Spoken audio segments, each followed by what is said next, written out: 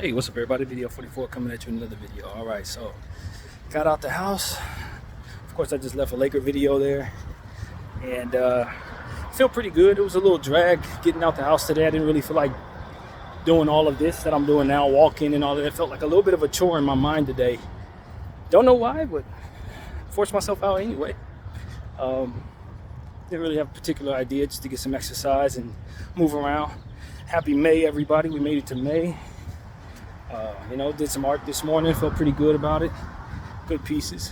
And was listening to a podcast, Joe Budden's podcast, talk about Kendrick's new song. Listened to that a bunch of times. Definitely like the offering there. And look forward to hearing what Drake has to say in response to it, since it's a diss track. And what else did I do? Exercise, posted my art, and then forcing myself out this house. I don't want to sit there all day long doing nothing. That is not productive enough for the type of person I'm trying to be these days.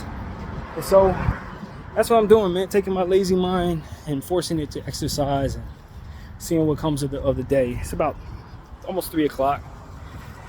And, man, just taking it day by day. Sometimes you just got to push yourself. This is one of those. And I really could have stayed in bed, slept. But it just doesn't work for me right now, man. I'm not going to lie to you. When I think about what comes of that, I just feel like I'm getting stuffy in the house. It's not as simple as for me to just relax. If I'm not relaxing for a specific reason, my body's telling me I need to sleep or something like that, I'm trying to be out these days. It's just, as I'm getting older, I just know that more laziness begets more laziness. More taking it easy on yourself begets less positivity in your body, and so on and so forth. So for me, it's like I'm forcing it today, just like I have in the past, and hoping that the exercise I'm giving myself will give me the energy to kind of get me out of this mindset. So, feel good. I'm not angry about anything or upset. Obviously, there's always things to talk about that can be nerve-wracking. I posted a whole lot of stuff this morning on what's going on in these colleges and these kids that are protesting the genocide that we're seeing in Gaza. I can't even tell you how many posts. I know it's a lot, at least 30. And it's just because it's a lot to be said for what they're standing up for. Obviously, I'm someone who's been standing up for it too. We have 208 days of what's going on. I'm still seeing fresh new people who've died in this genocide that just died right now, like literally today, this morning. You got new kids that lost their lives in this thing. It's just like, as I said yesterday, we got to keep the word spread, man. Keep spreading the word, because even though this is a slow progress, it is progress, and we are going to have to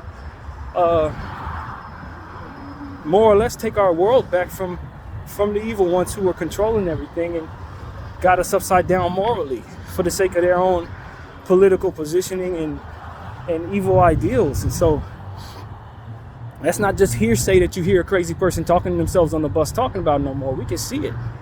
We see the media telling us opposite stuff. We see the censorship. We see how they treat peaceful protesters versus the antagonists who are attacking them. Here in my own city, UCLA, last night you had people attacking peaceful protesters in the name of Israel, attacking them because they were standing up against something that is hurting children. If that's where we're at in the world, if that's where we're at in the world, man, we're not doing our part as people who don't benefit from the political stance.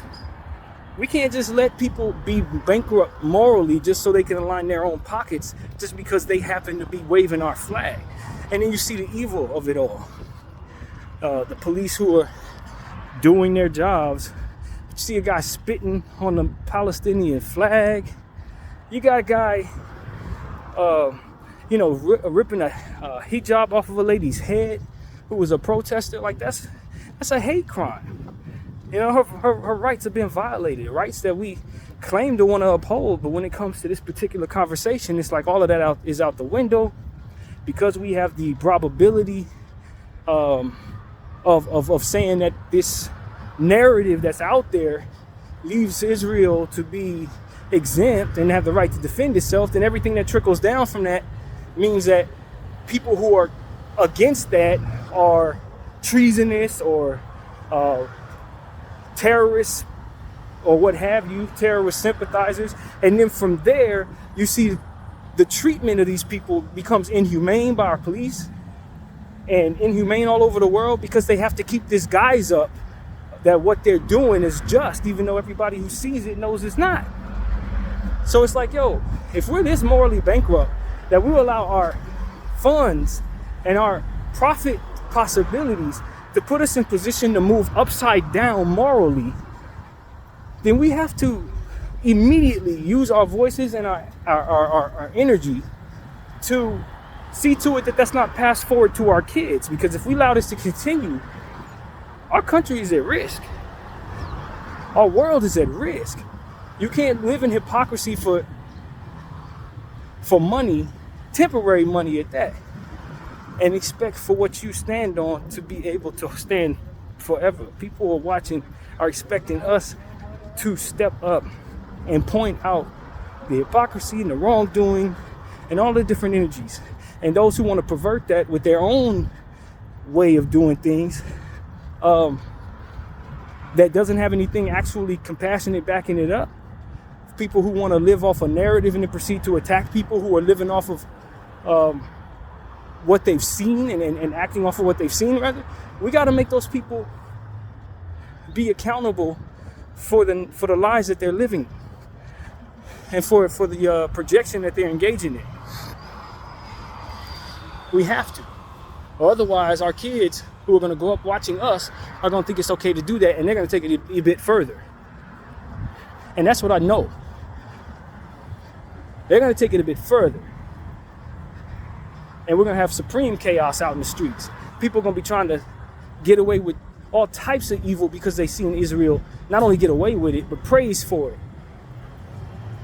You know what I mean? And it's like, I just understand how corrupt we are as a nation and how secret a lot of these societies are, how massive some of these secret societies are within our government and within our police system, to where you have police officers not putting down their badge in circumstances like this. It's no different than when they're killing black people in the streets.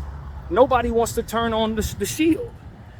But the shield is standing for doing things completely opposite of what makes sense morally. If you stand up for what you should in upholding what is actually righteous, then you're going to make sure to just even keel in regards to your humanity across the board.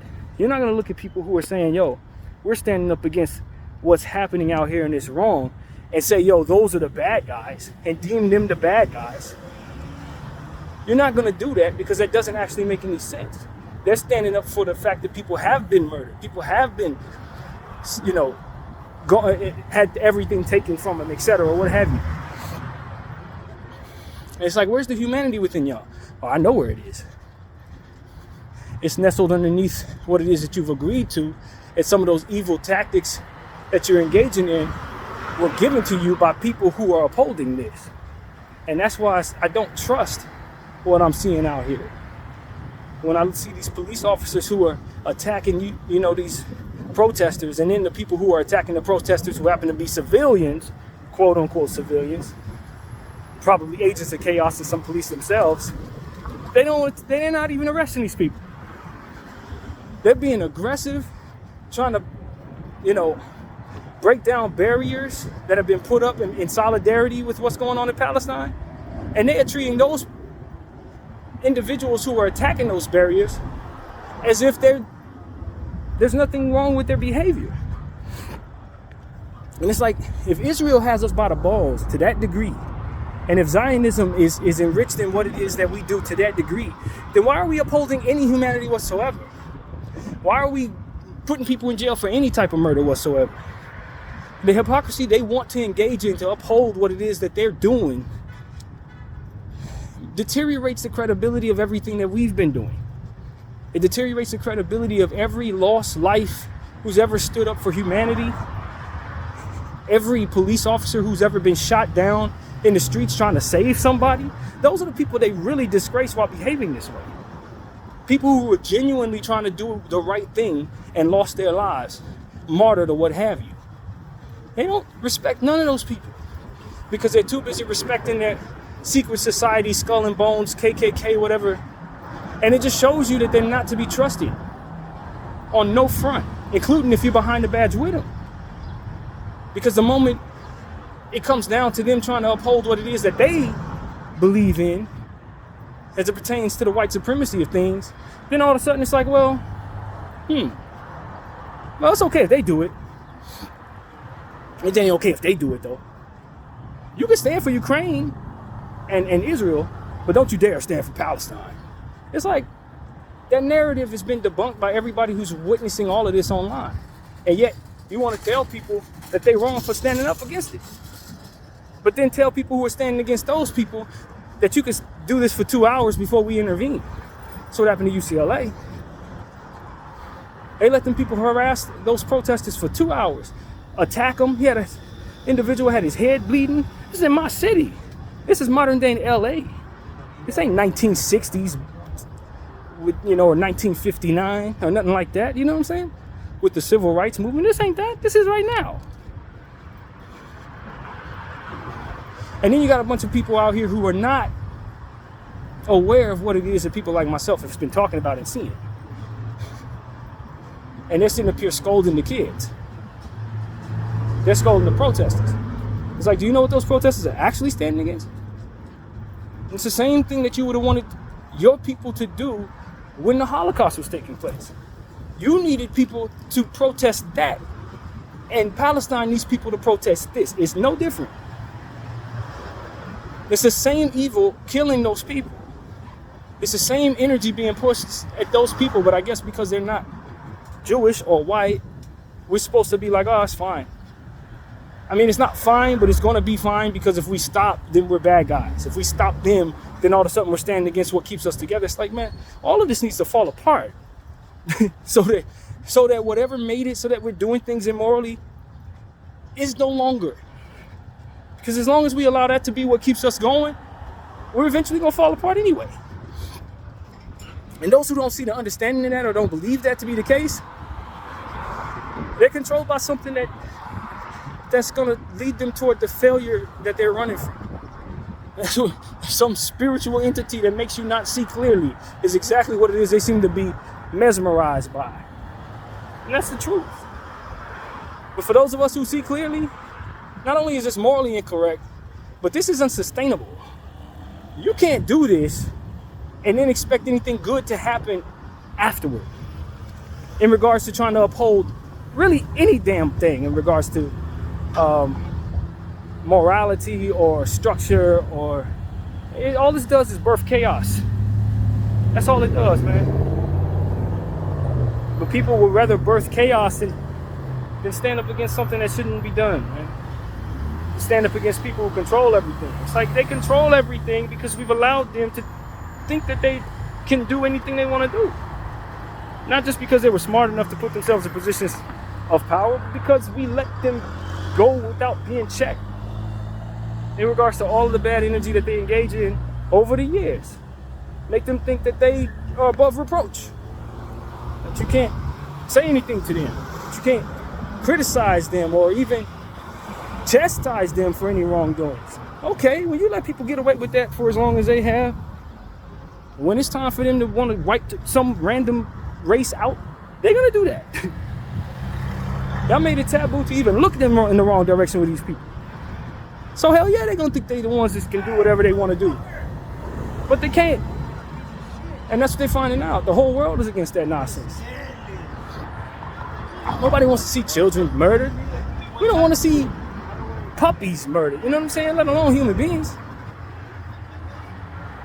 But there's a strong facet of individuals who either don't care for whatever their reasons are, or people who are really strongly against this, for which is a resistance to that. And as a result, you have the upside down world we're living in today, man. It's upside down. It's upside down. So it takes people like myself to speak up, man. I'm not worried about losing anything or whatever. I mean, hey, man. Sometimes you just got to use your voice for the right thing. Even if everybody else is telling you is wrong, you know what they're standing behind is something that has them compromised. It's not that they actually see it that way. It's just that they can benefit from saying that they see it that way. And you let them, who are not wise enough to do things the right way for their legacies and their last names, control what happens next? Absolutely not. You got to provide resistance, because they're not in a space where they're wise enough to do anything other than just be wherever they are and do whatever they're doing. Those who are wiser than them can't stand back behind them and say, yo, well, I'm too afraid to lose what they can take from me. No, they're going to have everything taken from them. Eventually, because of what it is they're doing. You got to be wise enough to stand on your own. And it's a shame that we have to revisit images from the 50s and 60s in the civil rights movement right now, because people are just as indifferent to the suffering of others as they were back then. And there are many who are not going to stand for that. And they're in the same places they were, engaging in the same energy generations later. It's like, wow, we have not grown. All this progress people have been telling me we've been having, all this progress, where is it? What I see is the generation under me going through the same fight my mother and grandmother were fighting, only for a different hue of brown. But it's the same fight. Same soil, same aggression against them. It's like, yo, man, what is this? What is this? What are we doing now? What can we do different so that we don't revisit this 3-4 generations from now? That's the question we need to be asking, those of us who are smart enough to ask that question. How can we keep it so that our grandkids aren't going through this? Well, I can tell you one thing that doesn't work. Not resisting what is wrong in the first place. That doesn't work. Because if you saw that we received some change, it came from those who were doing the protesting. It came from those who were getting bit by the dogs and beat by the cops and all. They were the ones who stood against what was wrong then to allow us to not have to suffer those same ills right now. So obviously we got to have some resistance to that. There obviously has to be a faction of people who may benefit from the structure of that, saying, no, we don't care that we benefit from the structure of that. Let's fight this because it's wrong, it's immoral, and it ultimately reflects poorly upon us. It makes us unsafe because now everybody wants to attack us for what it is that people who look like us are doing. You know, those who are engaging in that behavior unapologetically, that's what they leave open. That's what they leave open. Now everybody who looks like them has to be held accountable unnecessarily for stuff that they didn't do because of what they represent.